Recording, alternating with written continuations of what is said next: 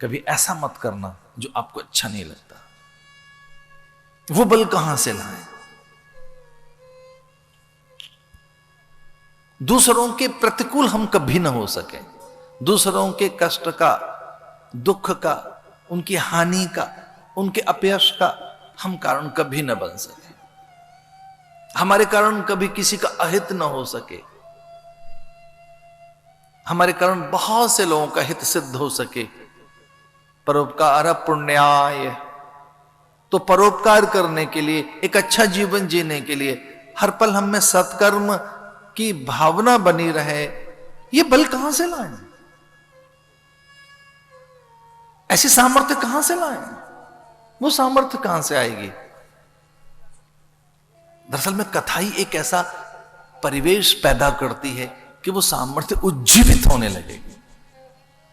जैसे वर्षा काल में अचानक कीट पतंगे, जुगनू, झींगुर और न जाने कैसी वनस्पतियां पैदा हो जाती हैं अचानक। कभी कोई एक ऐसा योग आता है कि सांझ के समय दीप जले कि अनेक पतंगे उन दीपकों की ओर दौड़ने लगते हैं।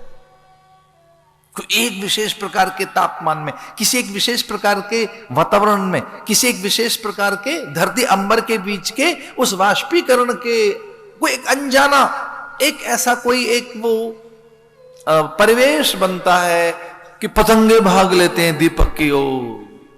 ठीक वैसे ही जैसे ऋतु में ऋतु के फल फूल वनस्पतियां पैदा होने लगते हैं, ठीक वैसे ही कथा भी एक ऋतु है, एक ऋतु है।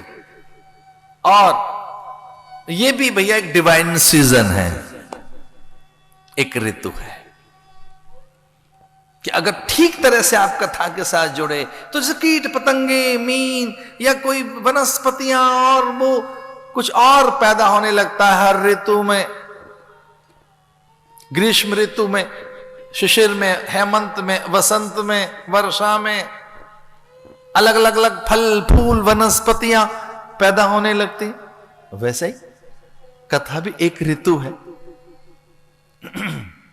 7 दिन की ये ऋतु है।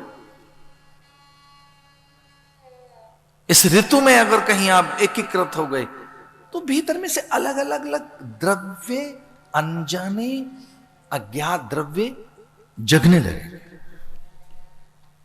भय के समय कोई द्रव्य जगता है ना, कोई एक केमिकल पैदा होता है ना, जब बहुत फियर होता है और कहीं वो इकट्ठा होता रहे और उसको रहने की टिकने की जगह मिल गई, वहीं कहीं एक अननोन फियर, कोई एक अज्ञात भय, कोई एक अज्ञात डर अगर कहीं टिक गया हमारे भीतर, असुरक्षा की भावना, अपमान की भावना, ग्लानि की भावना, ईर्ष्या द्वेष की भावना, बड़ा राग कहीं हमारे भीतर टिक गया लंबे समय तक, अब कल्पना नहीं कर सकते वो कितना अहित कर देगा हमारा, उससे कितना अहित हो जाएगा। अगर राग टिका रहा हमारे भीतर, उस राग में फिर आसक्ति हो जाएगी किसी से, किसी व्यक्ति, वस्तु, पदार्थ, दृश्य, घटना और किसी एक बिंब और प्रतीक से। राग का अर्थ है आसक्ति, जिसमें से आसक्ति पैदा होती है। सुखानुशायी राग कि यहां से सुख मिलेगा, यहां से यहीं से सुख मिलेगा। अगर कोई भ्रम ऐसा हम में पुष्ट हो गया कि बस यहीं से सुख सम्मान और सौंदर्य मिलेगा और यहां से तो जब मिलता है दुख मिलता है, यहां से तो जब मिलता है अपमान मिलता है, कुछ ऐसे भाव हमें पुष्ट हो गए राग के, द्वेष के, ईर्षा, असूया, ग्लानि, खिन्नता, म्लानता, कि कोई चीज देखे मुख म्लान हो जाए, अच्छा न लगे। ये चीजें खुरच कर बाहर कब फेंकी जाएंगी?